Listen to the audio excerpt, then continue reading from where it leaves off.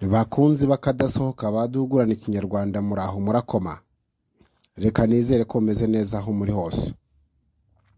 Reka mbagwe ibyano bakunzi bacu bari i Rwanda, abari hakurya y'inkiko z'u Rwatubyaye ndetse n'ibwota amasimbi hobe. Nk'uko bisanzwe nka mise ya mbere, ikiganiro cy'uyu munsi nanone kiribanda ku migani migufi isobanuye ku buryo umuntu amenya neza igihe yakoresha umugani uyu n'uyu ndetse n'umwanya mwiza yawunobeka mu ijambo yaba afite. Ni mu ntize yombi rero muri bagire kandi munumve neza umugani nyawo usobanuye uburyo umuntu yawukoresha ndetse n'igihe yawukoresha. Ikaze. Umugani wa mbere uragira uti: amaboko y'impabe ntaho adata imparo. Ngo amaboko y'impabe ntaho adata imparo. Ibi bishatse kuvuga iki? Bishatse kuvuga ko tugendeye n'ijambo ku ijambo, umuntu yavuga ko rero kuvuga ngo amaboko y'impabe ntaho adata imparo bishatse kuvuga ko umunyantege nke agerekwaho ibintu byose cyangwa se amakosa yose. Birumvikana rwose ko uyu mugani ushobora kuwukoresha igihe bashatse kurima ibisinde byose ngo babigukorere, nawe ugahita ubabwira atarega amaboko y'impabe ntaho adata imparo. Icyo gihe rwose uba umubwiriyemo. Umugani wa kabiri uragira uti: amaburakindi agira umusururu igaburo. Ahangaha rwose bijya kumvikana neza ko amaburakindi agira umusururu igaburo. Ese umusururu koko wawufata nk'igaburo? Wagira gutya wafata ukijuta? Oya, ahubwo hano bishatse kuvuga ko burya ubuze uko agira agwa neza. Iyi mvugo musanzwe muyizi, ngo ubuze uko agira agwa neza. Niba rero wifuza ikintu iki n'iki ugasanga nta gihari, ugerageza gufata igihari kandi kikagushimisha. Tugiye no mu yindi migani twavuga ko ubuze inda yica umujyi. Rwose nk'aba bandi bajya bavuga ngo atari gapfa kukampa, hatikangwa mu jisho ntikangwa mu kanwa. Burya ni ukugerageza gukunda icyo ufite aho kugira ngo ujye uhabye umutima ushaka ibyo udafite. Amaburakindi agira umusururu igaburo. Rwose ubuze inda yica umujyi. Niba ubuze ikintu wifuza, fata icyo ufite kandi kigushimisha. Ahangaha rero uyu mugani wawukoresha nk'igihe nibura ugiye ahantu ugasanga hari ibintu bitandukanye ariko hari kuburamo icyo washakaga. Iki gihe rero niba ubuze icyo umutima wawe washakaga, icyo gihe ugerageza gufata ibihari kandi bikakunyura. Umugani wa gatatu uragira uti: amaburakindi aherekeza umugore ujya iwabo. Ngo amaburakindi aherekeza umugore ajya iwabo. Burya no mu buzima busanzwe umugore yajyaga iwabo, ukagerageza gushaka abantu bamuherekeza kandi bikoreye ibiseke kugira ngo nibura batagucishamo ijisho, wa mugani w'imvugo y'ubu ngubu. Ariko rero niba nta kintu ufite kandi koko umugore agomba gusuhuza abiwabo, agomba kubasura, iki gihe nyine uremera ugakanjura amanwa, uremera rwose ugakindikiza igisuzuguriro, ukamureka akagenda. Nta kundi wabigenza, ni uguhebera urwaje nyine. Ngo amaburakindi aherekeza umugore ajya iwabo. Iyo ntacyo ufite wabashyira cyangwa se waha umuntu nta kundi kwiyemera kundi, nta kundi kwirarira. Iki gihe uremera ugakindigiza igisuzuguriro, ariko icyagambirijwe gukorwa kigakorwa nta kundi. Umugani wa 4 uragira uti amacumu y'impengeri ntiyotsa agatara. Intara cyangwa se agatara, ahangaha bishatse kuvuga iki? Burya igihe icyo ari cyo cyose udafite icyo ufite, ni nkaho uba ufite ubusa. Ntabwo wakwirwa wikururira ibintu byinshi udafite. Ni nko kuvuga ngo amacumu y'impengeri, murabizi impengeri ni ya masaka wenda umuntu agira atya akinika, yakwanika akaza kumera umusatsi w'umweru. Niba ariko nacishiriza, ya mizi yayo y'umweru umuntu yakwita ngo ni umusatsi w'umweru, ngo amasaka yazanye umusatsi w'umweru. Ya misatsi yose cyangwa se ya mizi y'umweru yameze, uko wayigenza kose ntabwo yakotsa agatara, ntibishoboka, kuko aba yarameze yarinditswe, ntabwo aba agifite ubukana ku buryo yabangamira aho ari urimo kuyagosora.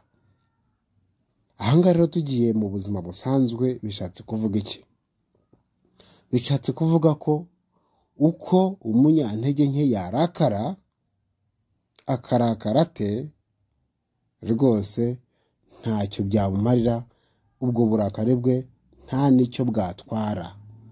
Oya, ntacyo bwatwara, kuko niyo yarakara te, izo mbaraga yarakarana aba ari imbaraga nkeya zitagira icyo zitwara umunyembaraga.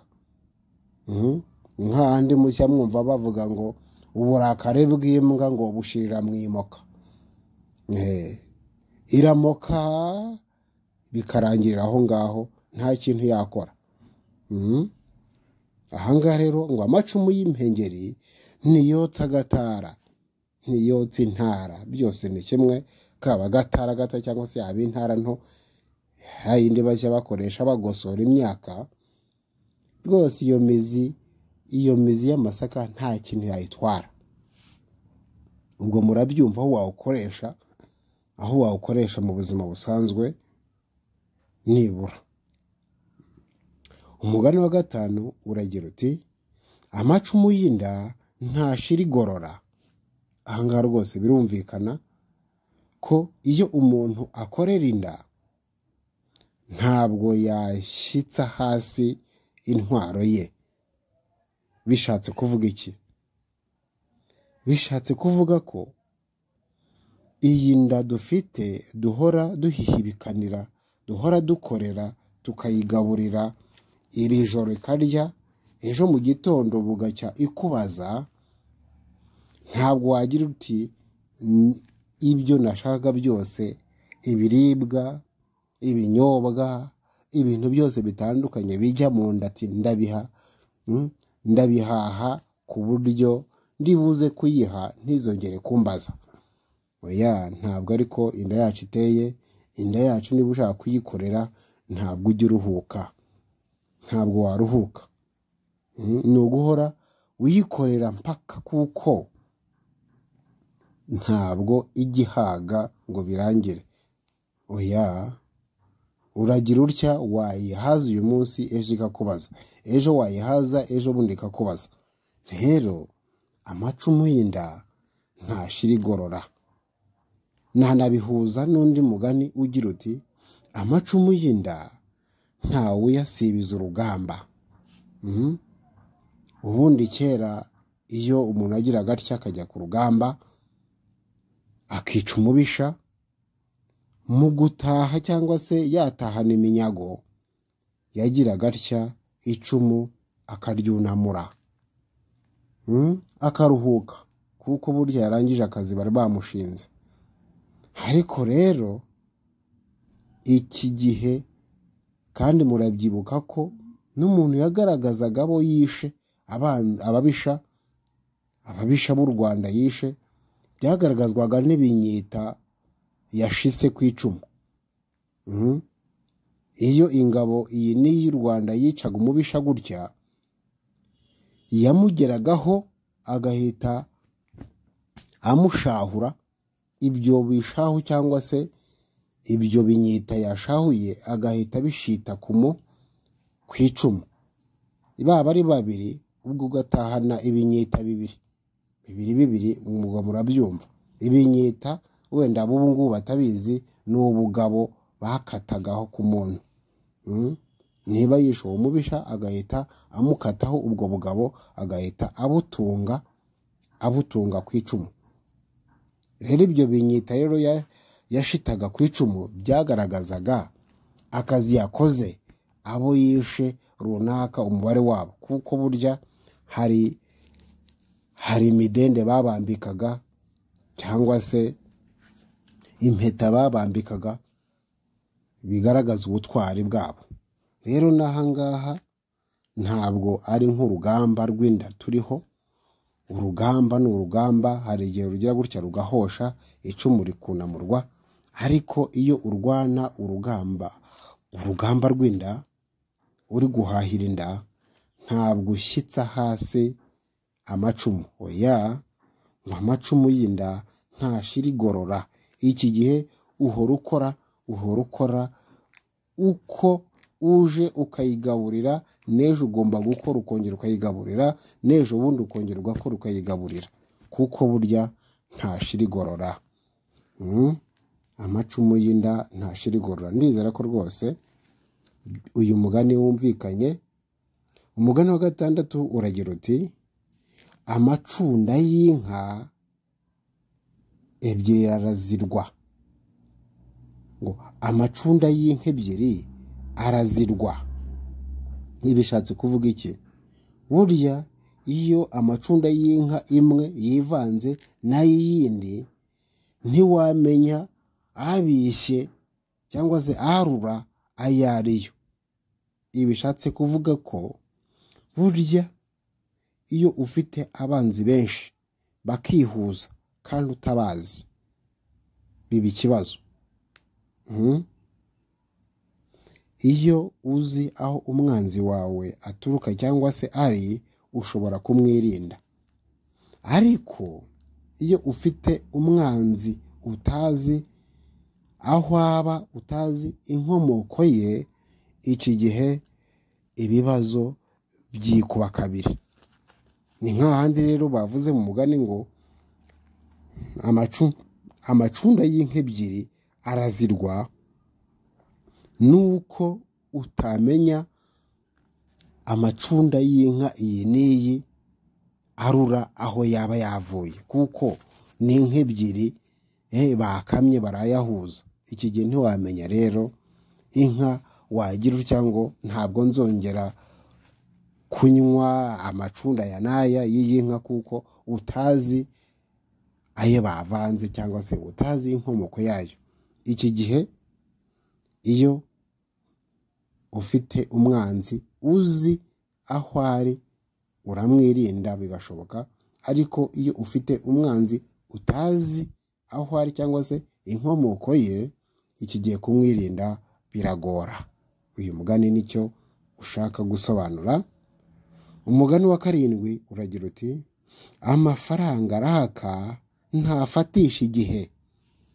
Ngo amafaranga arahaka ntafatisha igihe. Burya amafaranga dukorera buri kwezi cyangwa se dukora mu cyate runaka baba baduhaye ahita ashira, kuko ari icyate nyine baba bakibariye. Ati iki cyate uragihinga tuguhe amafaranga 5,000 cyangwa tuguhe amafaranga 2,000. Urapatanye.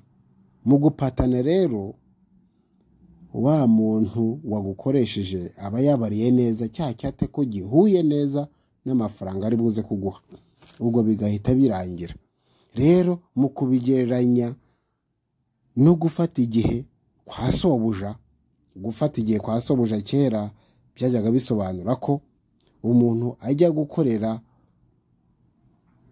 shebuja uyu n'uyu, ariko akaba arimo gukorera inka ikaba iri aho ngaho bamwemereye, akajya no gutaha zarabaye nyinshi bitewe n'uko inka wakoreye yagiraga itya ikabyara, ugasanga utahanye ishyo ry'inka kandi waraje ufata igihe ushaka inka.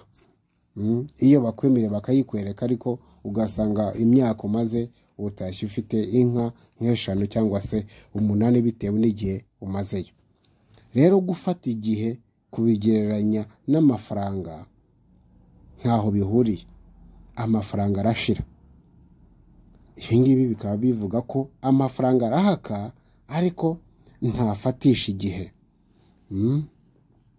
Amafaranga arahaka ntafatisha igihe, bishatse kuvuga ko amafaranga ntameze nk'inka wakoreye, kuko ikintu wakoreye gishobora kubyara ikindi, ariko ya mafaranga ukorera ku kwezi cyangwa se ukorera ku cyate ni ya yandi bakubwiye adahinduka.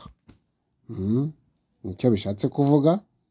Umugani wa 8 uragira uti amagambo adakonyaguwe ntakwira mu ruhago.